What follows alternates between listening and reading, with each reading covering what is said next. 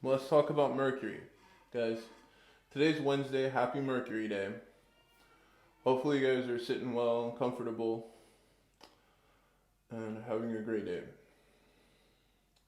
Mercury is a very awesome planet, and it is the house Mercury is in is the third house, and also Mercury's in the sixth house. Now, the difference between both of those houses are third house is the house of communication, how well you speak to people, how well people understand you. That's third house energy for Mercury, right?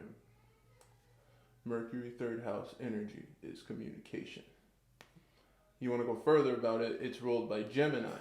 Third house is ruled by Gemini. So Gemini is the twins, the lovers, whatever perspective you want to put on it. It's the communication of two beings, the communication that is so empowered that nobody wants it to ever end, the communication that can almost be tantric, that kind of communication, and it's inevitable. Every time you speak to someone and the conversation goes on and it starts to drag on, know that, well, if you're talking to a Gemini person, they're enjoying themselves. Don't take that away from them. It's not fair. Please don't do that to people. So that's important to think about. Is Gemini speaks a lot, a lot. It's a blessing and a curse, right? That's how that works out.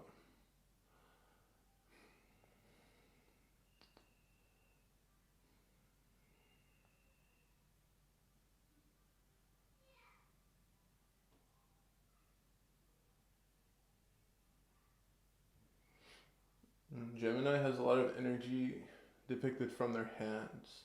They use their hands a lot. They express with their hands a lot. Me having Gemini rising, I express a lot with my hands. It's a natural thing for that sign to do. It just happens. Okay, read the shirt, guys. It's just gonna happen. The hands thing doesn't go away. It may seem like sometimes I think stuff that's silly, like, oh, maybe people think that I'm using my hands because I'm nervous. No, no, no. Guys, I just do that. I can't help myself. Okay, it's a part of me. I'm glad we got an opportunity to talk about Mercury because it is one of the most important planets in your birth chart, guys. When you're speaking to someone, how do you think you communicate with them? You're communicating through your Mercury. And when you communicate through Mercury, either things go right or they don't go so right. But hopefully they go right for you because that's the goal in life is to communicate the right way. But the thing that's interesting about Mercury though is it's ruled by two astrology signs. It's ruled by Gemini, which we talked about, and it's also ruled by Virgo, which we have not talked about yet. Gemini is amazing talker, super friendly, but Virgo can have a tendency to be the hermit. Interesting, right? How can you communicate really well but not at all at the same time? Is that magic? No, it's Virgo. So Virgo is really good at communicating with I want to say Virgo is really good at communicating with objects. It feels right. So we'll say that. Virgo is really good with communicating with objects. When they're working, they take things apart. They study geometry. Geometry is relevant. So there's a lot of studying with a Virgo. Virgo stays very quiet and is very good at meditating and being meta, right? Virgo is grounded, stable minded. You can almost say that earth and water signs are like the wizards of the zodiac. And then fire and air signs are the warriors of the zodiac, right? So we have this wizard, Virgo, Zen state.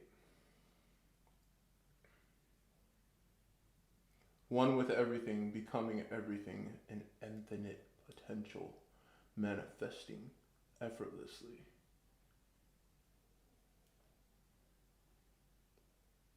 all day, every day. When given the opportunity to speak outwards, Virgo takes the opportunities very seriously because they're calculated.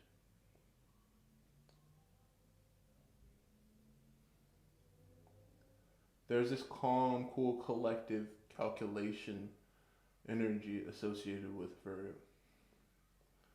Nothing can trump the accuracy that Virgo has. Not even Sagittarius's archery abilities. Like you can't touch that, right? Virgo, Archer, Sagittarius versus. Okay, so we have Sagittarius taking the bow, right, and aiming it at Virgo. That already has this invisible shield around them. Oh, they're behind a bulletproof window, and you don't know because you're not like Virgo. You're fire, so you don't think, you act. But Virgo already thought past where you are. See that? That's how that works. It's very cool. Mad respect for the energy. Mad respect for the Gemini energy, which is more of a warrior. Because when Gemini finds something that they want, they don't waste time asking. They just, well, actually, they use all their time to ask. But what I'm saying is that they don't waste time wondering, should I? Does this need to be perfect? Nothing is perfect. In life, honestly, nothing is really perfect, right? So Gemini kind of has it right in my heart. My spirit's telling me that Gemini has it right. They don't care about perfection. And perfection doesn't care about them. See how that works? If you care about it, then it'll care about you. That's how Virgo could be a wizard, because they care about perfection, and then that perfection takes care of Virgo.